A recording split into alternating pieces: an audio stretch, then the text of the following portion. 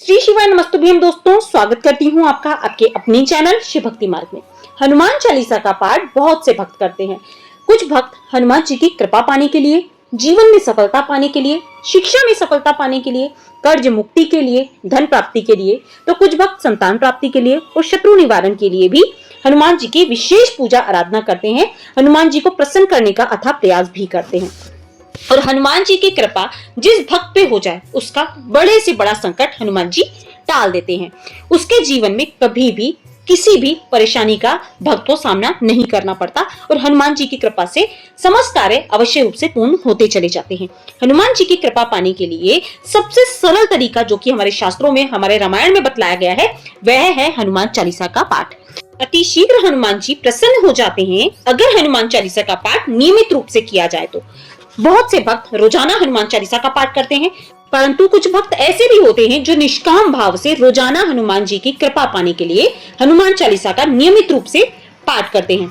परंतु कुछ भक्त विशेष मनोकामना पूर्ति के लिए हनुमान चालीसा का पाठ करते हैं। जैसे किसी की कोई विशेष मनोकामना हो गई, व्यापार को लेकर, कर्ज को लेकर, शत्रुओं को लेकर या उनके स्वास्थ्य को लेकर, तो कुछ भक्त कहते हैं हमेशा कि हम लोग रोजाना हनुमान चालीसा का पाठ करते हैं परंतु विशेष फल की प्राप्ति हमें क्यों नहीं होती, मतलब मनोकामना पूर्ण हमारी क्यों नहीं हो रही, ऐसा क्या कारण है। हम तो रोजाना हनुमान जी की पूजा आराधना करते हैं, रोज हनुमान चालीसा का पाठ भी करते हैं, सुंदरकांड भी करते हैं प्रत्येक मंगलवार और शनिवार के दिन, तो भी हमें हनुमान जी का आशीर्वाद प्राप्त क्यों नहीं होता।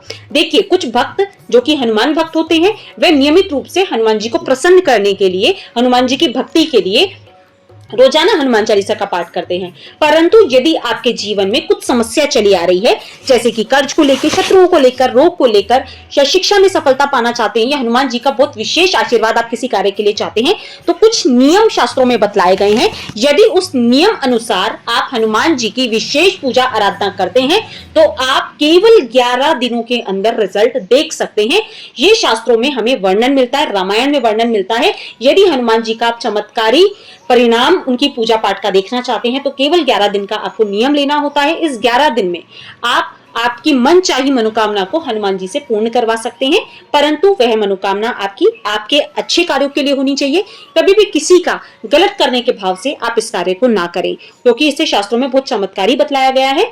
तो क्या नियम है, कैसे आपको करना है, आगे के वीडियो में मैं आप लोग के साथ में शेयर करने वाली हूँ इस नियम को। परंतु वीडियो पे यदि आप पहली बार आए हैं, मेरी आवाज पहली बार सुन रहे हैं, तो शिव भक्ति मार्ग को सब्सक्राइब जरूर कर लीजिएगा, क्योंकि इस चैनल पर आपको पूजा पाठ संबंधी समस्त जानकारियां मिलती रहेगी और जब भी मैं कोई वीडियो अपलोड करूंगी तो उसके नोटिफिकेशन आपको समय से मिल जाएंगे। इसलिए शिव भक्ति मार्ग को सब्सक्राइब आप जरूर करें। अब चलते हैं कि हमें किन नियमों से पूजा पाठ करनी है और क्या नियम होंगे जिनका हमें विशेष रूप से पालन करना है और किन बातों का हमें ध्यान रखना है। इस 11 दिन के नियम को आप किसी भी मंगलवार या शनिवार से धारण कर सकते हैं, परंतु यदि मंगलवार से करें तो बहुत अच्छी बात है।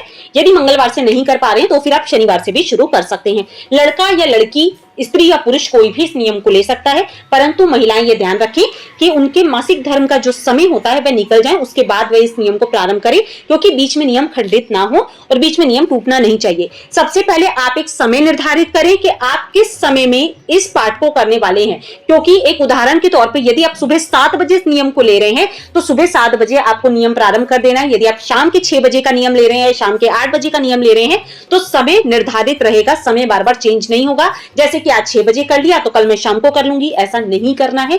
फिक्स टाइम पर ही आपको इस नियम को यदि आपने धारण किया है तो उसी समय पे आपको पाठ करना शुरू करना है। और 3 मुख्य समय बतलाए गए हैं, या तो आप सुबह का ब्रह्म मुहूर्त ले सकते हैं या फिर सुबह के 7 बजे का समय ले लीजिए, जो भी आपको समय सुबह सूटेबल लगता है। मतलब बहुत ज्यादा लेट नहीं आपको लेना है कि मैं 11 बजे पाठ कर रही हूँ, मैं 12 बजे कर रही हूँ, ऐसा नहीं करना है। सुबह 10 बजे के पहले पहले आप इस पाठ को कर लेंगे और शाम को 6:30 से 8 के बीच में यदि आप पाठ कर सके तो बहुत अच्छी बात है। नहीं तो रात्रि में आप 11:30 से 12 के बीच में भी इस पाठ को कर सकते हैं। रात्रि का जो समय है वह मुख्य समय बतलाया गया है किसी भी मंत्र, किसी भी साधना के लिए, तो आप अपने समय पे टाइम निर्धारित कर लीजिए।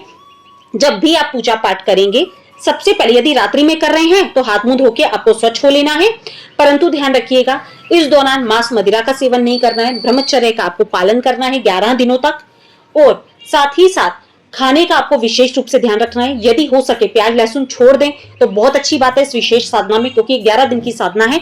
तो प्याज लहसुन से बना खाना ना खाएं, अपने लिए आप अलग खाना बनवा सकते हैं। थोड़ा सा इसमें नियम है, 11 दिन का केवल देखिए नियम है, बहुत ज्यादा लंबा नियम आपके लिए नहीं है।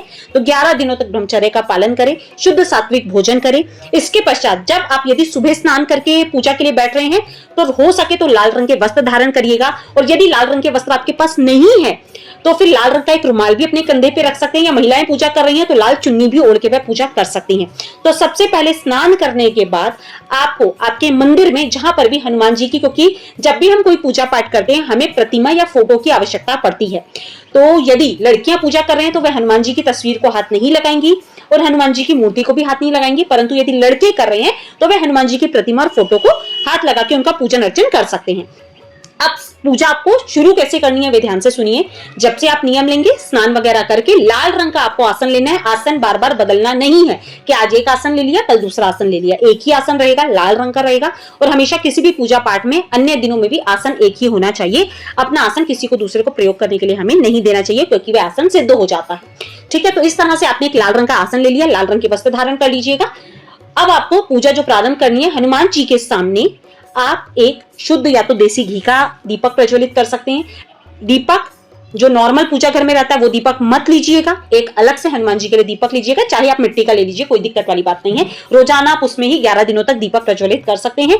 हो सके तो चमेली के तेल से आप दीपक प्रज्वलित करें। चमेली का तेल नहीं मिल रहा है तो फिर तिल का तेल भी ले सकते हैं या फिर शुद्ध घी ले सकते हैं। चमेली का तेल आपको इसलिए बता रही हूँ क्योंकि हनुमान जी को चमेली के तेल का दीपक अत्यधिक प्रिय होता है, तो आप चमेली के तेल का दीपक लगाएं तो बहुत अच्छी बात है। नहीं तो शुद्ध घी का गोल बाती का, क्योंकि देवताओं को भगवानों को गोल बाती का दीपक लगाया जाता है, तो गोल बाती का दीपक आपको भगवान के समक्ष प्रज्वलित करना है।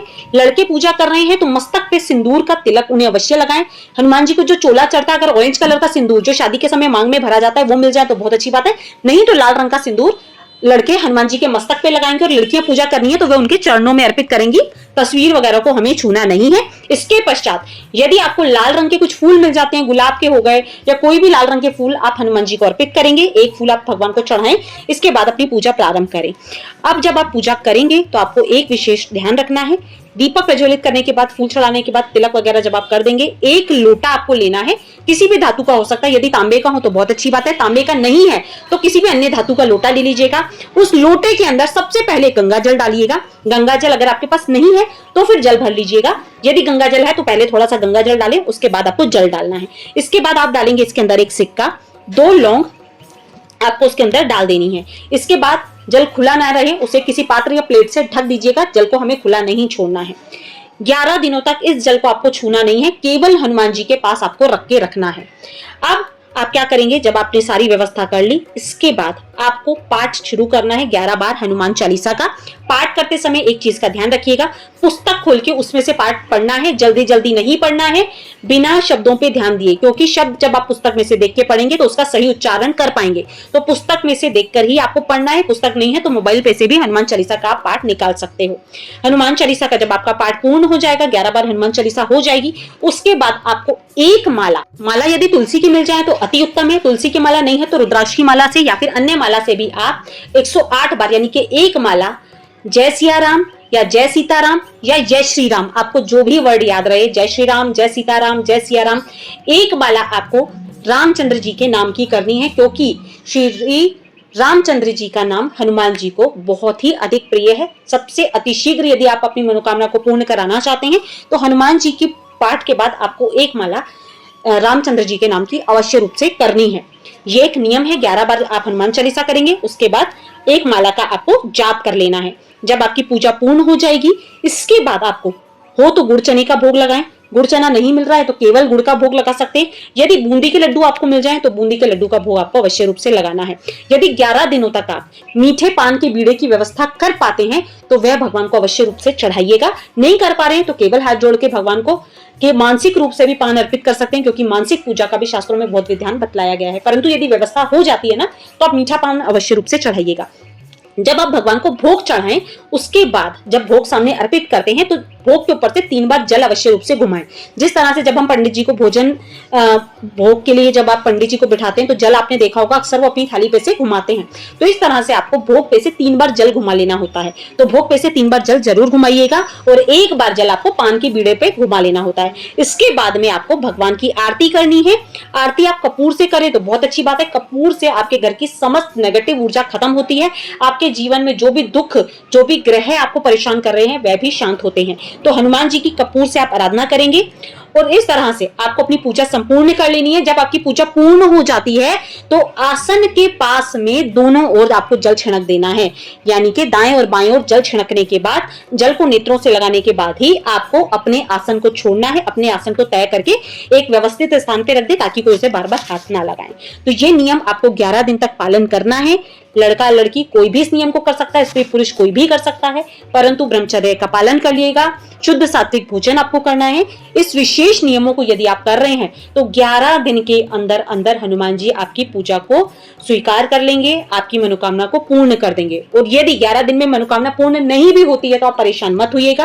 कुछ कार्य ऐसे होते हैं जिसमें थोड़ा सा समय लगता है, मतलब ऐसा नहीं कि आज हमने किया तो हमें तुरंत ही परिणाम मिल जाएगा।